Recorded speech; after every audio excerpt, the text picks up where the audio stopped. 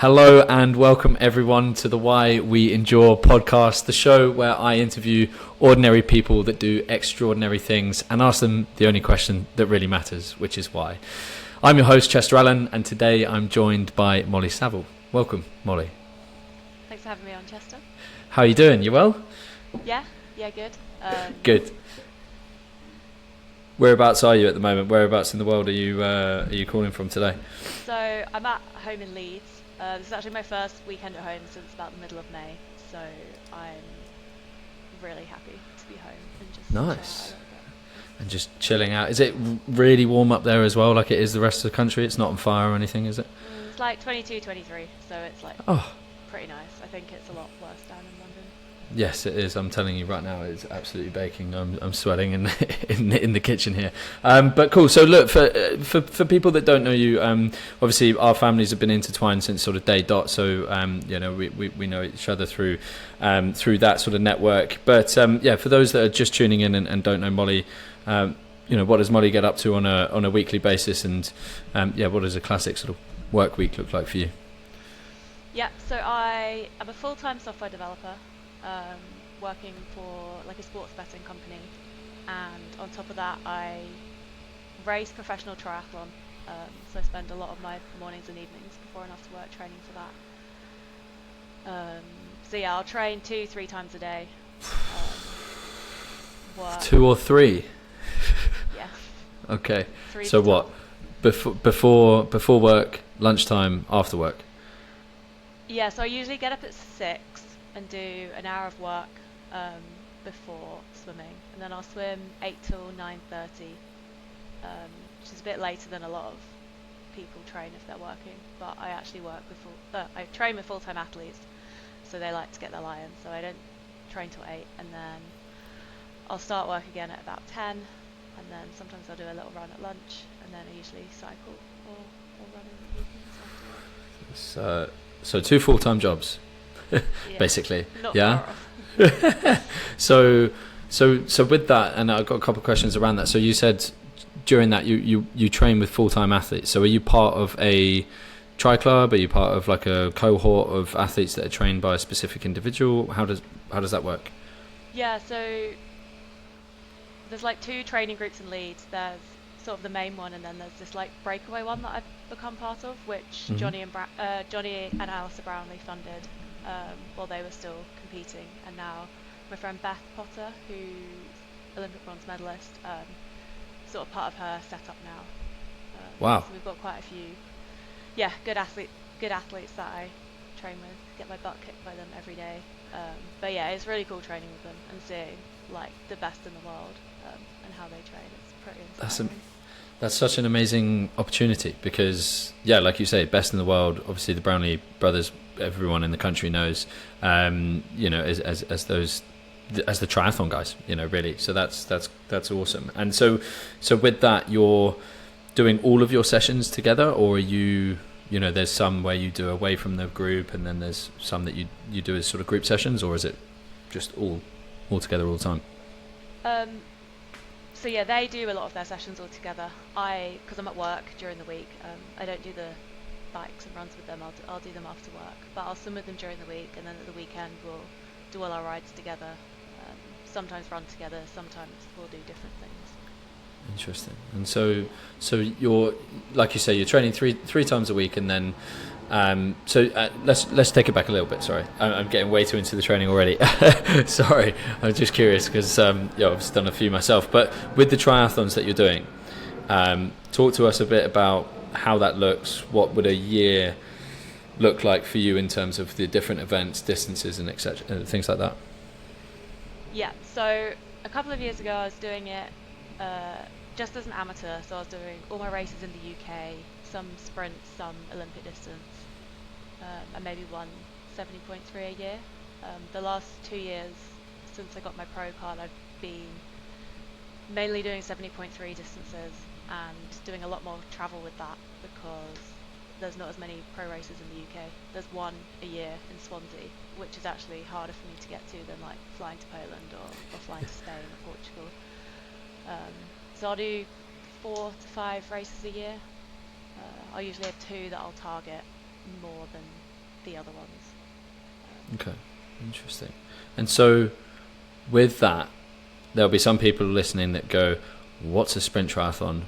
What is an Olympic distance? And what is a 70.3? So what does that mean? I remember asking all those questions when I first started triathlon. I was like, what on earth is a 70.3? Doesn't make sense, but until you understand where it comes from. Yeah.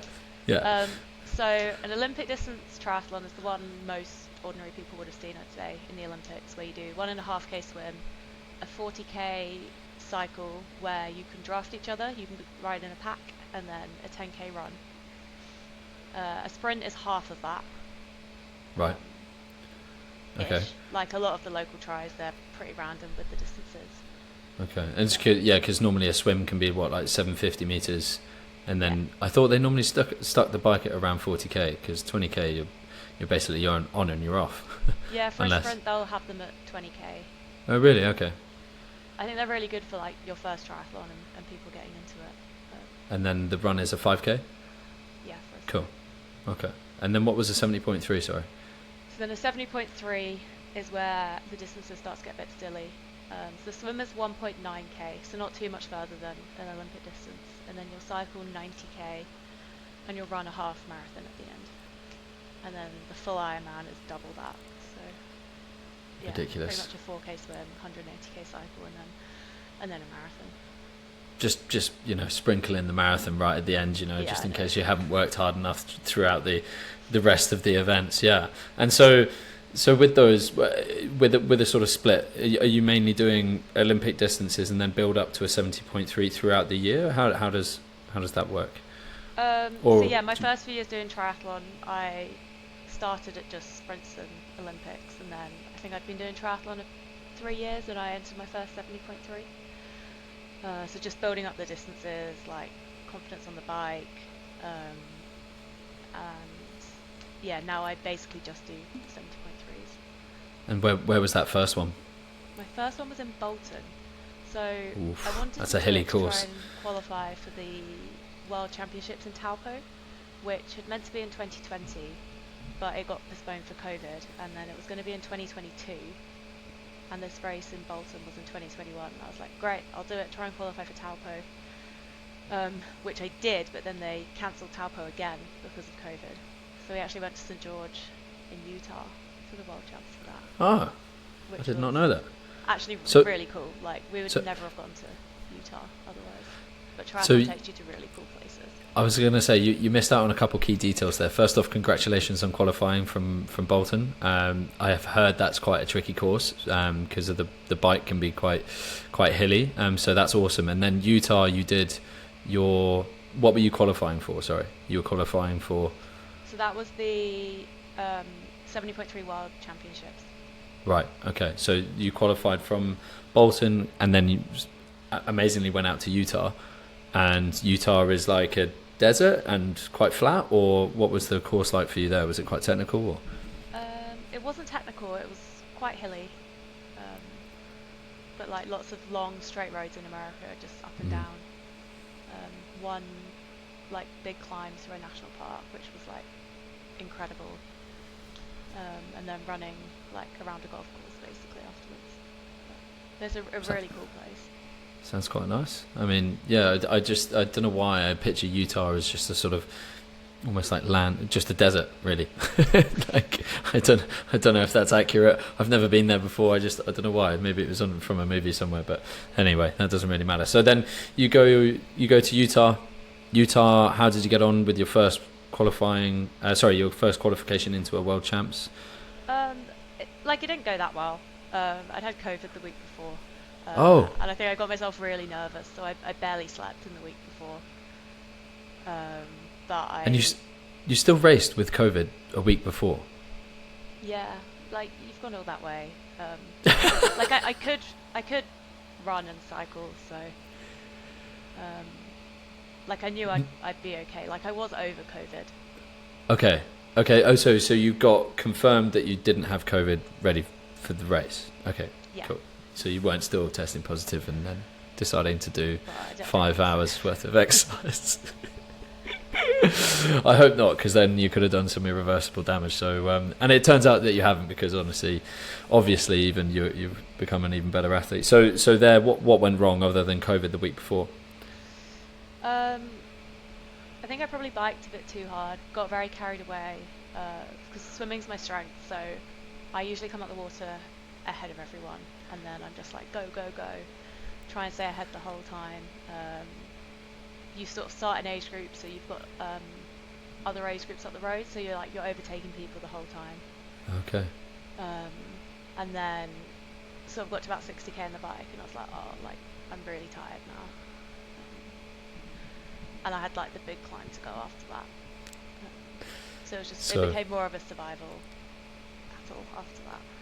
Yeah, and that's kind of not where you want to be, right? So you're 60k, 30k towards the end, and then just a half marathon to get through.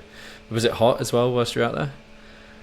Yeah, so it was a weird place, because in the morning it was about 2 degrees when the race started, but the sun is so strong there. By the run it was about 22. Okay. So you started freezing, you had to put all those layers onto the bike, and then in the run you were just like sweating so much, so hot. So trying to get hot. the fluids down. Yeah, and then also trying to get your energy back from losing it on the bike, which is a really, really hard thing to do whilst you're expending so much energy all the time as well. So you're kind of fighting a losing battle, but you're trying not to let the little sort of line graph nose dive into the ground, so to speak. Yeah. Interesting. And then so you learnt a lot from that, which is great, because every single race you learn so much. So I'm still getting it wrong, unfortunately, so I would definitely like to take some notes off you for when I eventually go back and do another Ironman. Sorry, Mum, I know I said I wouldn't do one, but I will. So you learnt so much, and then what was after Utah? So that was 22 or 23, sorry. Yeah. I didn't do, so that was in 2022. 22. And then I didn't race loads in 2023. I think I was a bit ill and just was doing some other things in life, as you do. And then at the end of the year, the qualification period opened again for Taupo. So I wanted to try and do another half Ironman to qualify for Taupo in 2024, because that was like the reason I'd started doing half Ironmans. So to go to Taupo. Yeah. Right. Okay. Why? Race in New Zealand, because my fiance is from New Zealand. We met in New Zealand, and sorry, that's quite an important detail. That's all right. And I'd always wanted to race there because his family had never seen me race, and it's like one of my favourite countries. I lived there for a year when I was at uni, which is where we met. So. Okay. And whereabouts were you? Auckland, North Island, or South Island? Okay. Cool. So you had you been to Taupo before, or? Yeah, I did a bit of travelling around, so we'd been for a day or two. Nice. And so to qualify, so it was, and maybe, sorry, I should have asked this before. So are the World Championships for 70.3 normally held in Taupo, or does it move around? Because you said that you wanted to qualify for Taupo, but then it moved to Utah because of COVID. So are they normally held there, or? No, so the 70.3 World Champs move around every year. So they try to put them in like different continents each year. Whereas the full Ironman World Champs, that's always in Hawaii. Kona. Yeah. Okay. And so it came about. You got the news that Taupo was back on. Let's go. I really want to go there for obviously all those nice sort of wholesome intrinsic reasons. Where did you need to do the qualification? So you can do any 70.3, and basically you have to win your age group, and then there are other slots if you don't win your age group, but they're weighted based on like the number of people who had entered each age group. So the women didn't really get any of those extra slots because there's so many like 40 to 50-year-old men doing them. They have changed it since to make it a bit more performance based, because it was quite tough. If you were a girl and you came second by like 1 minute, and you were like came second in the whole race, but the girl who beat you was in your age group, you wouldn't qualify, even though like the girl who beat you might have been the world champion that year. Seems a bit harsh, doesn't it? So they've changed that how to accommodate for. So they've changed it so the winner of each age group still gets a slot, and then the rest of the slots, half of them go to women, I think, half go to men, and then it's based on your percentage to the winner in your age group. Okay, that makes sense. And so it's a lot fairer, I think. Yeah, definitely, and it should be as well. The first one I ever did was Barcelona, and the average age group there shocked me. You know, it's 45 to 65 are like the bulk of the athletes there. Strange, so strange. But yeah, so which race did you get after, and where did you do it to qualify? So I just went to Bahrain. Ah. It was a December race. I wanted to try and qualify in 2023 so I could focus on other things at the start of 2024. And the last race of the year in the Northern Hemisphere, I guess, was Bahrain. So I went over to Bahrain and Nice. I came third overall, but luckily the two girls who beat me were in the age group above me, so I got my slot. Okay, so let's be honest, you came first. Because you came first in your age group. Yeah. So you came first, right? Let's just call it how it is. Okay, nice. And so, buzzing to hear that news. So you come across the line, and did you know, like, as soon as you crossed the line, or was there a bit of a lag? What was the sort of feeling and the emotion when you knew? So I tried to ask the two girls who'd finished ahead of me how old they were, so I knew if they were in my age group or not. But they were Russian and they didn't speak any English, so I didn't know immediately. And then I went to find someone who I knew who had the app, and I was like, did I win my age group? How old were those other girls? So it took about 5 minutes to figure it out, but yeah, I was stoked when I found out. Yeah, I imagine. And well, obviously you want to be maybe more emotional than your body will allow you at that point, right? Because how long did it take you to cross the line in Bahrain? About 4 hours 20. I mean, that is ridiculous. So just to put that into context, like 4 hours 20 is an incredibly quick time, obviously, because then you go into Worlds. The fastest I'd ever done a half was something like 5 hours 45. So, outrageous, absolutely outrageous. So sort of a true racing snake. But with that, you've then just got the news. You found out that the two girls in the year above you, or the age group above you even, and you found out from someone random on the phone on the app, or was it someone that you knew? Did you just go up to them, shake friends that I recognised, and I was like, okay, get out your phone, tell me if I'm through. And then, so who was supporting you in Bahrain? Were it family, friends, fiance? I actually went to Bahrain on my own.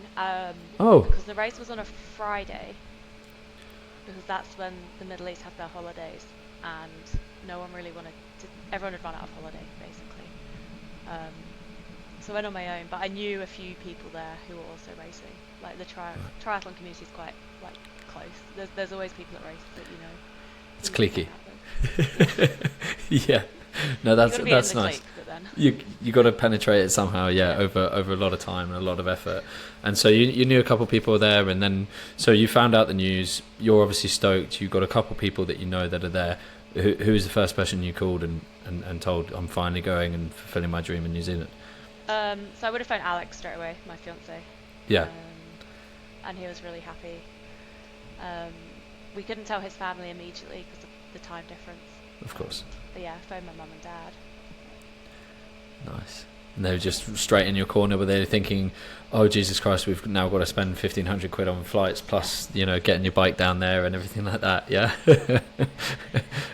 Yeah, I think they were starting to think about how to save up to come and watch. and so the race in Topor is, I swear that's in March. No? It's normally in March, but for Worlds they had it in December 2024. Oh, okay. Oh, cool. Oh, so you had a whole year to prep. Yeah, I had a whole year to prep. Yeah.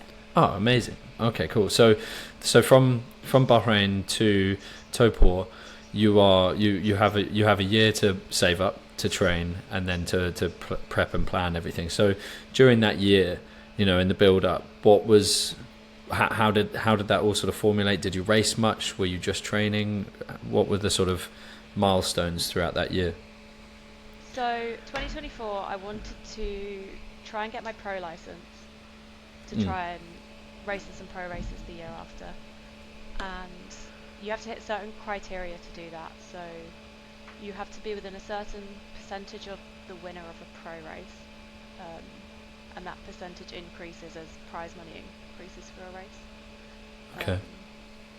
Or they have these gateway events in the UK, such as like Outlaw Half or Outlaw Nottingham. I don't know if you've heard of any of these races. Can't say I have. Outlaw. Yeah.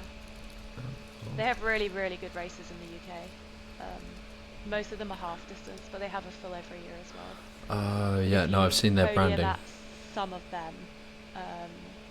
Then you can get your pro card for the next year. Are they quite popular events, like similar to that of an Ironman, for example? Yeah. Right. Yeah. Cool. Quite a bit cheaper Yeah. than Ironman as well. Oh, really? Okay. Yeah, Nottingham. I can see it here, May 27th. Ooh, I've got a new challenge. Awesome. So so if you place it a couple of those, you can also get your pro card. Otherwise, you have to. Do you think that's easier going through someone like Outlaw, where the standard might be a little bit different compared to the other route that you said first? Yeah. So I think for me that was easier for a few reasons. Like one, Nottingham's like an hour and a half from where I live.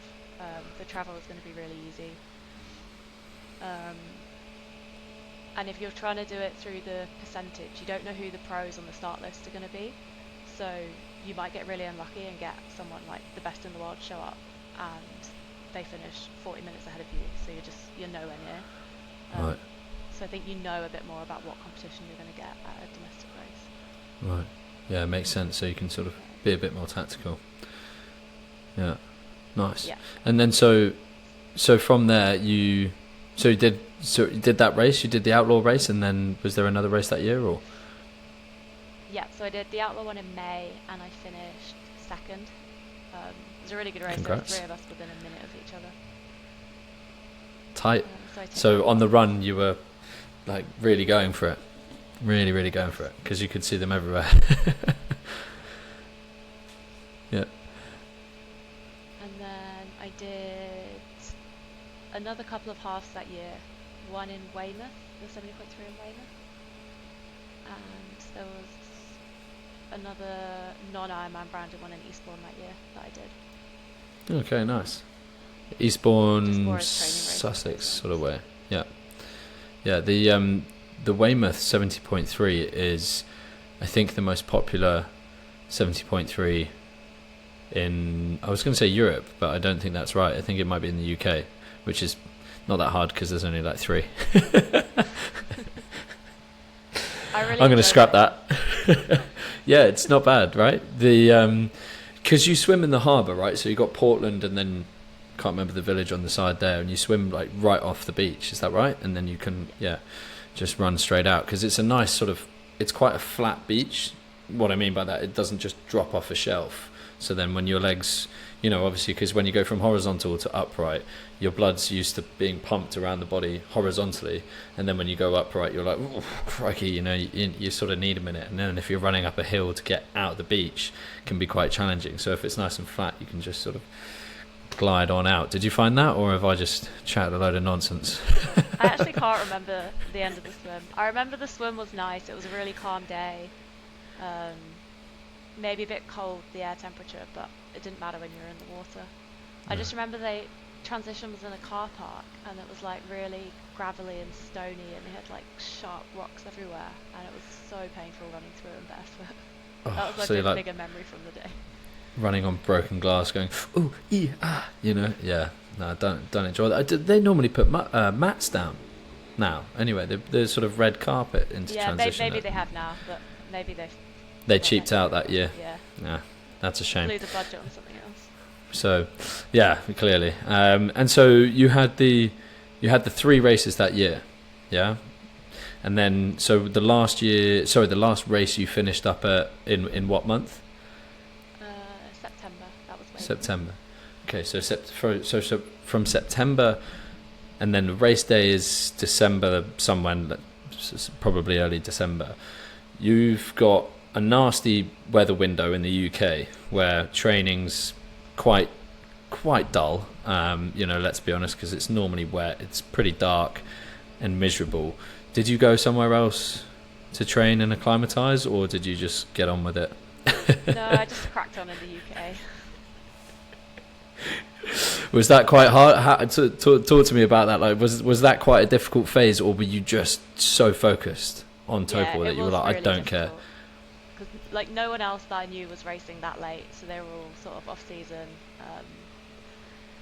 not training as much, not doing like really hard sessions, more like base training.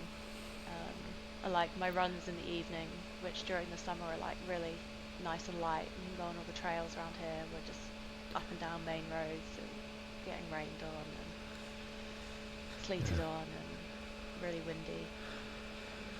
So I sort of started treadmill running a bit in that time, which I hadn't done before.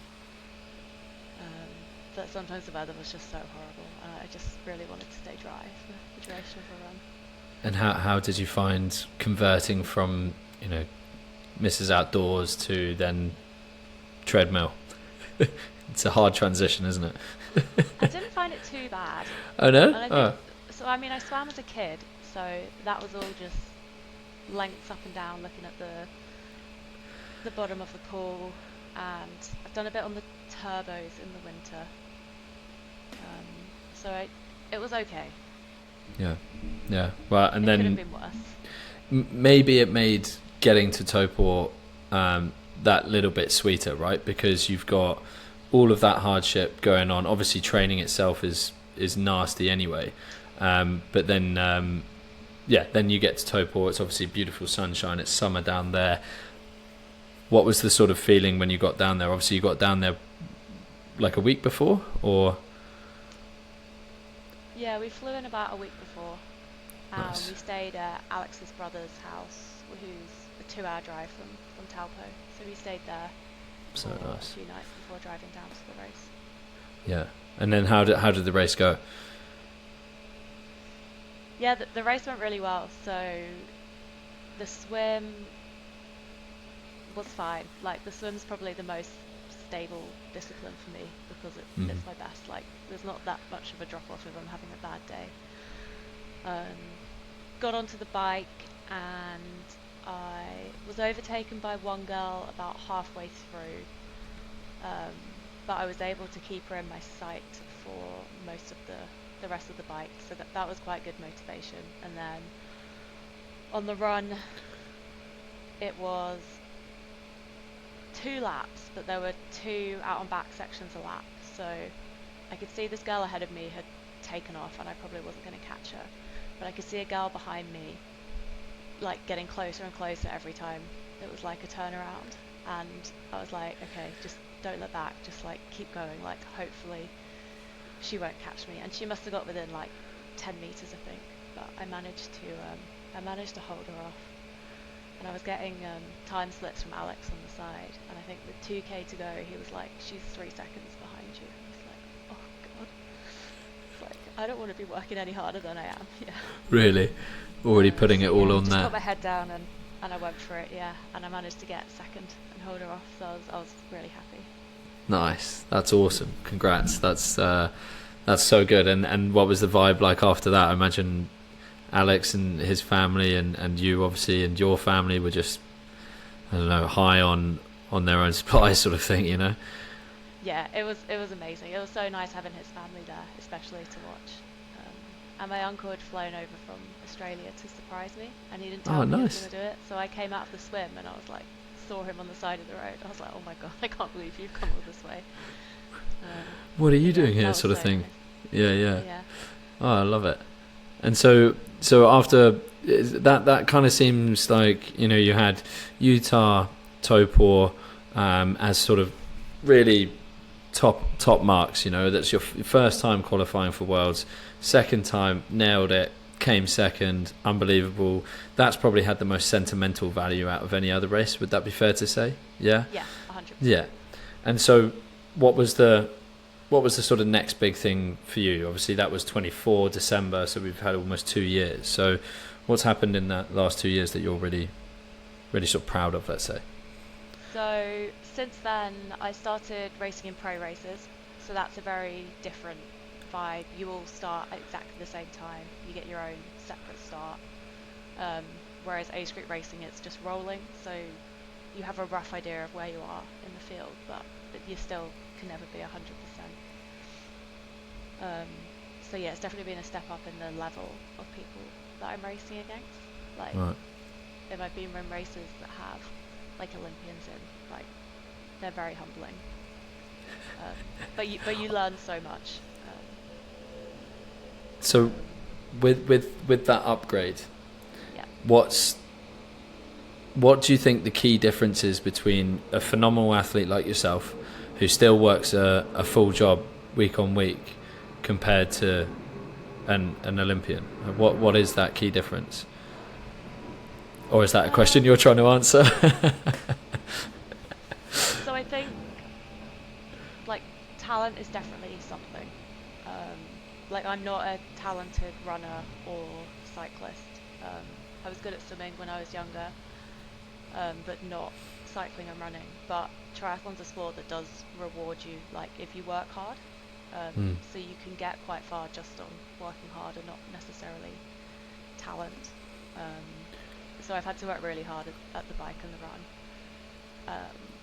And I still, like, running is my least favourite of the disciplines. I find it so hard. Like, occasionally you have a really good run and it's the best thing in the world, but, you know, 90% of runs I'm like, this is really hard. Whereas I think, yeah, like, the Olympic triathletes and, like, the top in the world are just really, really good. And they probably, like, they definitely just, I think, want it more than me. Like, I really like pushing myself and I really like seeing how good I can get, but it's not everything to me. Like, I have a lot of other things in my life that I like fulfilling as well.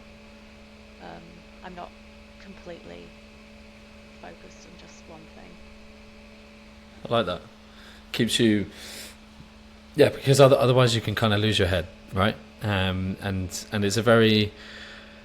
it is a team sport, triathlon, but it's also very individual. And, you know, some of this stuff can be seen as selfish as well. So you need a team around you that understands the sort of mission statement. So, and this kind of brings me quite nicely onto another segment of that I'd like to get into. It's just like, what was the moment for you? You said, you know, you only started a triathlon 3.5 years ago. Have I got that right? 4.5 years ago. I started in 2020. So 2020. Okay. Yeah. So 6 years ago. 6.5. And so you started then. Why? Was it lockdown and you were like, stuff this, I can't be inside, I need to get out there? What was the reason? I'd wanted to do one for a while. So I've got a swimming background, so I knew I could do a swim. I took up running in uni, mainly because they had the best nights out. But I started, like, I did enjoy running a bit, and, like, I was okay at it. Like, I was never going to be the best at running in the world, but I'm not bad. So everyone was like, oh, you need to do a triathlon. I was like, I will do one, but they just look really hard, and I don't have a bike, and, like, when am I going to train? And then, yeah, got a job after uni, got my first paycheck, bought a bike, and was like, okay, I need to do one. But it actually took a while for me to be brave enough to enter. Like, I think triathlon can be quite intimidating if you're not in them. Yeah. Because there's so much tech and, like, expensive bikes and expensive shoes, and I didn't have any of that. And it turns out you don't need any of that, but I think it's just trying to get that message out to more people, so more people can actually get into it. So I did my first one, loved it, and was like, okay, I can be better at the swim, I can be better at the bike, I can be better at the run. How can I do that? So I got a coach and, yeah, just started training more, working hard and just trying to get better. That's interesting. So there's a couple of things I want to unpack there, actually. So I completely agree with you that to get into triathlon, you don't need the tech, but you just experience why so many people go into that sort of domain, right? They start obsessing about wattage and calories per minute an hour and all of that sort of stuff, because as soon as you do your first one, if you're wired like that, you start self-analyzing and you're going, okay, well, I can pick up take off a couple of seconds here, maybe even a minute here in my transition, and it starts becoming extremely analytical, right? So did you find, because your curiosity led you to that first triathlon, right? And also a little bit of a push from your peers at uni, like you said, and the run club, and you always wanted to do one. Did you find that your enjoyment sort of shifted a little bit? Like you obviously did your first try and you were like, I really love that, but now I want to go deeper? Or like how was that mentality shift, or was there even one?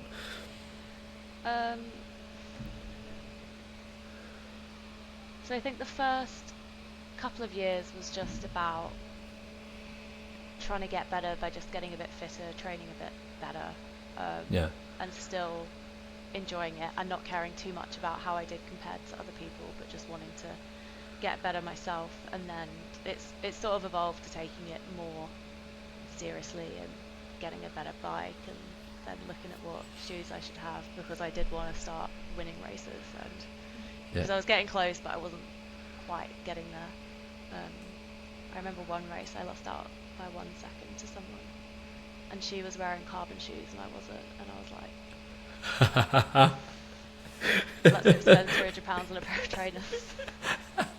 Oh, running trainers. Yeah. Not okay. Yeah, fair. I mean, there's I mean, that's a whole nother podcast we could talk about trainers, but yeah, that's so annoying. By 1 second, I cannot imagine. I can't imagine that because I've never come close to winning one, but there you go.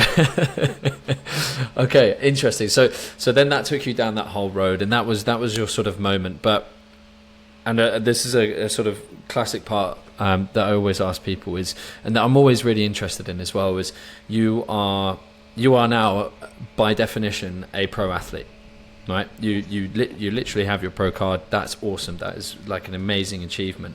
You don't go from I'm kind of curious, still hate running, I've just bought a bike, I did my first triathlon, to then becoming a pro athlete in a triathlon 6 years later. So you don't do that without a specific drive.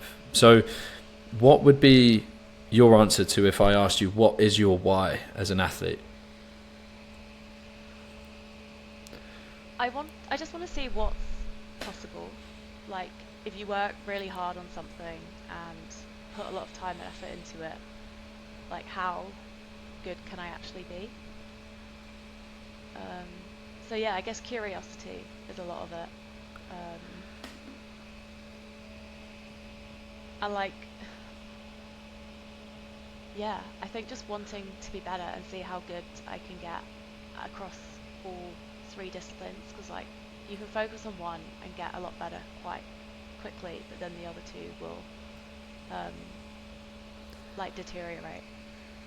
So I just want to like try and get the balancing act right, and see how good I can get and see how far I can push myself.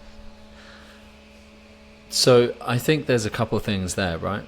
You and this is a main motivator for so many people, not just in endurance sport, but I see it when train people in the gym and everything like that, is incremental gains, is satisfaction, because you know that you're moving forward, you're progressing at something. That I can understand as a main source of motivation. When it gets nasty, which it does, you said on the race where you bonked out at 60k on the bike, and then you had another 30 to go, and then the half marathon. Those are some serious distances. Where do you go when you have to look inwards to yourself? Where does your mind take you, and what do you feed off? So for me, like, not finishing a race isn't an option. Like, I've DNF'd once when I was injured.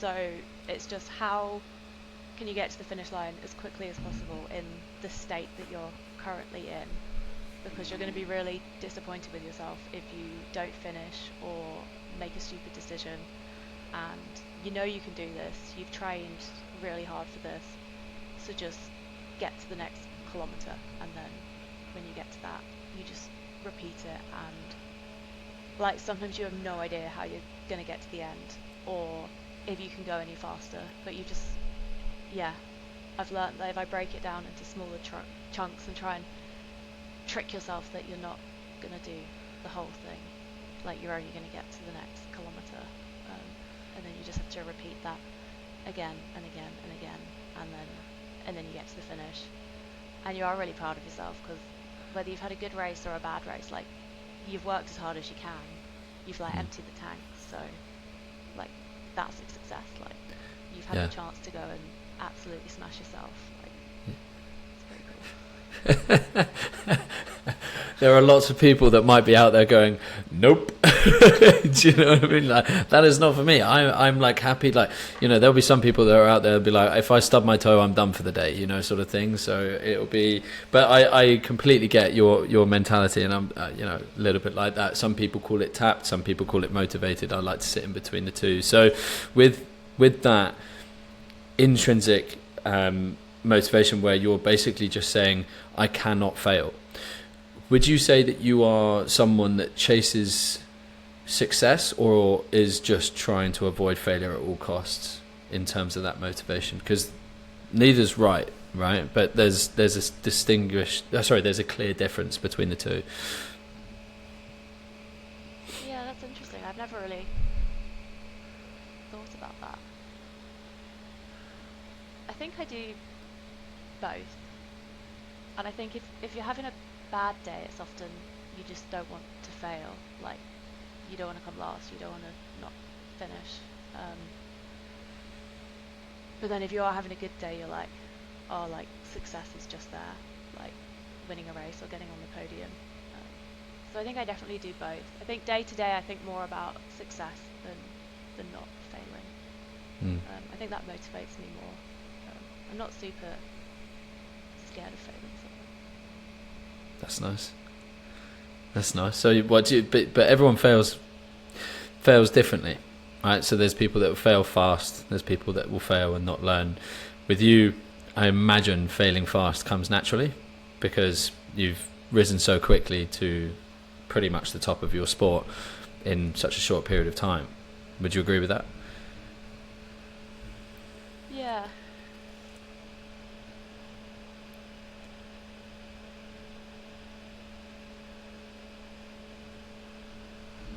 I'd say, yeah, I'm not afraid to fail quite fast. As long as it's fast. Yeah. Nice. Yeah, and like you so always learn something from mistakes that you make, or like stupid things that you try on race day. And you just got to take the failures and learn from them and move on to the next one. And so you've just given me maybe a bit more of a fun question from my side. What was the one thing that you've tried in a race which you were like, I will never do that again? So a recent one was the week before my first Ironman in Lanzarote. I can't remember what was wrong with my bike, but I went to a bike shop and I asked them to change one thing, and then there was actually loads of other things wrong with my bike. So he put on a new chainring, but he also changed the cranks, which I wasn't expecting him to do. And the cranks were then like a lot smaller than I've ever ridden before. So then I was like playing around with my saddle. So I changed everything on my bike in race week before my first Ironman. Your first full Ironman in Lanzarote? Yeah. Oh my goodness. And I tried it on a half an hour ride, felt great, but by the end of the actual I was quite uncomfortable. I was hurting in places that I didn't think that were gonna hurt, so I wouldn't do that again. It's surprising that he's changed pretty much the whole setup, and then also bike fittings. I'm surprised you were fiddling around with your seat. I thought you'd have that pinpointed and just leave be, because, well, how long were you on the bike for in the full Ironman? You're probably on there for what, 4.5 hours? Yeah, 5 hours? Just under 6 hours. Just under 6, yeah. It's a long time. Yeah, but if you make the cranks shorter, you do need to raise the saddle. Yeah. Otherwise, because it's completely changed it. So, and he's thrown away the other one. So I was like, okay, you've got to adjust and try and make the best out of it. But yeah, yeah. And so, just because that is a huge one, right? For those that don't know, the history of Lanzarote Ironman, it is just so difficult for so many reasons. Normally the heat, the wind is normally a massive factor there, because you're going through all those volcanic vineyards as well, where there is just nothing, and it just sweeps in and can really get quite aggressive. And then there's an absolute stonker of a hill on the course as well. How was the Lanzarote Ironman? I'm so sorry we missed that. It was, yeah, definitely the hardest thing I've ever done. Really? It was the first challenge I'd done where I wasn't actually sure if I was going to finish. Just because running a marathon after riding 180k is just insane. So yeah, the swim was good. The bike, like, I'd sort of picked the top of the climbs as that's how far you had to get before you could relax, and then I got to the top of those climbs and actually you've still got 60k left. I think I was pretty dehydrated at that point, so got back to the transition zone, like tried to drink as much as I could in like the last 20k of the bike, but I did struggle to grab water at some of the aid stations. And then actually in T2 they'd let the ground in transition get really hot because it was like plastic on black sand, and the sun was like right over it. So when you were running through it with your bike, like all the girls actually got burn blisters on the bottom of their feet because it was like burning us. And What? we were running on that for 4.5 minutes. Holy and then I shit. think like people started to complain and they started hosing it down. So then I actually had to do the marathon with blisters on the bottom of my feet. It was pretty horrific. That was, the hardest, like the deepest I've ever had to dig in a race. Like I was hoping I'd be able to race it a bit and feel better, but that was just a complete game of survival, that marathon. Just get there by any means necessary. Yeah. And so with that was your first full, and when is the second one?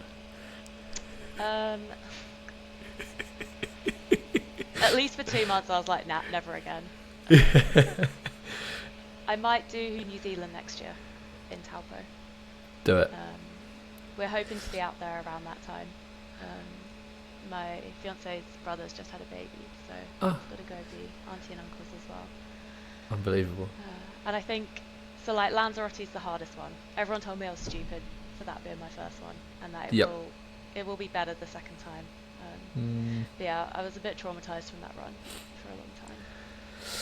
Yeah, the run is it's a graveyard shift, and then 5k towards the end you're like, I'm gonna do this, but basically from about 120k on the bike to 37k into the run, you're like, nah, I've not got it in me. But somehow you made it there. You sort of just log off and your body just goes into autopilot, doesn't it? But that's amazing. And I really hope you do go to Taupo to do the full, because that's the one I've recently done and it was amazing. And I drank the lake water and it was fantastic. And the bike's beautiful and the run's awesome.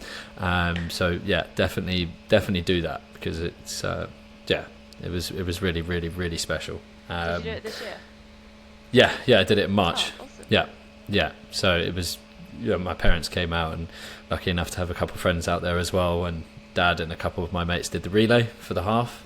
So fun. Yeah, that was really cool to just share it with everyone, But definitely go and do it. And so with a sort of like, that's hypothetical, we're quite a long way off because you're still very young and there's still so much to still go and do. So what do you where do you see the finish line, and when do you, or what do you expect to do after that? Or do you expect to just never stop and be one of those 60-year-old ladies at Ironman every year, just pumping them out? So I don't think I'll ever stop doing some kind of active adventures, whether that's triathlon or maybe like ultra swimming or ultra running, I don't know. But I don't think I'll ever switch off and be able to like not train or do crazy things. I think I'd become like a horrible grumpy person if I didn't have something challenging on the horizon. So I hope to do triathlon for another few years at least. Um, like there's things in the Ironman that like I know I did wrong, that I'd like to try and fix. Like maybe even go back to Lanzarote and try and fight my demons there. But I'll start with a flatter, cooler one first, I think. I'm sure the word Kona will mean something to you, and you surely have a ambition to get to Kona. Kona, by the way, is in Hawaii, and that's where they do the World Championships for the fall. Is that something that might be on the roadmap for you? Yeah, I'd love to go to Kona. I think I'd struggle to qualify as a pro. Training for an Ironman with a full-time job, trying to like qualify as a professional, it'll be really, really difficult. But yeah, maybe I definitely want to go at some point. So maybe if I go back to do age group racing, and maybe in like my 40s, I can go to Kona. But yeah, you're right. I would love to go. Or just take a sabbatical and concentrate for six months. And Yeah. get it done. Awesome. That's so good. And hey, look, thank you so much for joining. I know we've ran massively over, but I was just really enjoying that. I've kind of nerded out at the start, so if you're still with us, thank you for being patient with me, just because I was really interested in the race history and how you did things. We didn't even get into the nutrition side, so maybe we're going to have to do a whole another hour on nutrition. No, I'm joking. Oh, yeah. You could talk about that for ages. Right, like race specific nutrition. It's why we all do triathlon. No, I'm joking. But so I do have a closing tradition on the podcast, and I'm going to say, because you just done, and I don't even think we covered it either, you just placed again in a 70.3 in Poland, right? Where did you come there? Fourth. Yeah. So again, congratulations. So let's go Lanzarote, because you went really deep and you're in a pain cave. So what I ask guests that come on is, if Lanzarote had one anthem, a song that really embodies and captures the whole experience, doesn't just have to be the race, but I'm talking like the build up, the race day, and then post race, what would that song be and why? So there's a song that sometimes I put on if I'm having a bad day or I'm doing a bad session, but it's the Climb by Miley Cyrus. Oh yes. I love it. I love that. Do you know what? That is an absolute banger, and it's a motivator as well, right? I love that. And so what happens to you when emotional. do you just I was going to say, do you get a bit emotional, and then does that make everything small and almost like comedic, because it's not like a really serious motivational song, it's like kind of fun, it's still quite sad as well? Does it like sort of bring everything back down to where it should be? Yeah, or just help you focus on what you're doing and where you are in the journey, and that like you're just working towards something bigger, and like just to stay present, really.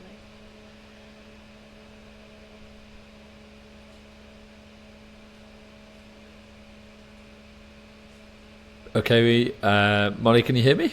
I think we've just lost Molly.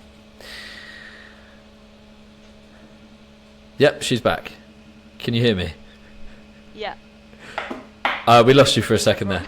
That's okay. You just said it. You're just saying it focuses you and senses you. But yeah. Is anything else to add? Nah, just like it just helps you stay in the present. And just, I love it. I love it so much, and I love how silly some of these songs are and how classic some of them are. I had someone 2 days ago, ex Olympic athlete, who's one was Thunderstruck, which is obviously one of those great ones, and then a couple of really silly ones, which is just great, because it really gives you an insight into people's the way that people's brain works. So I love it. But Molly, look, thank you so much. By the way, if you are listening to this, it is a Sunday, so Molly's been extra kind to me by doing it at Sunday at 4 p.m. till 5. So thank you so much for joining us. And if people want to follow you on your journey as a pro and watch you when you eventually go and do the full Ironman in Topor, where are they going to find you and support you? I'm Molly.Savill, I think, on Instagram. I think you are. Savill. There's not many of us. So. There's a lot of Savills. I've met most of them.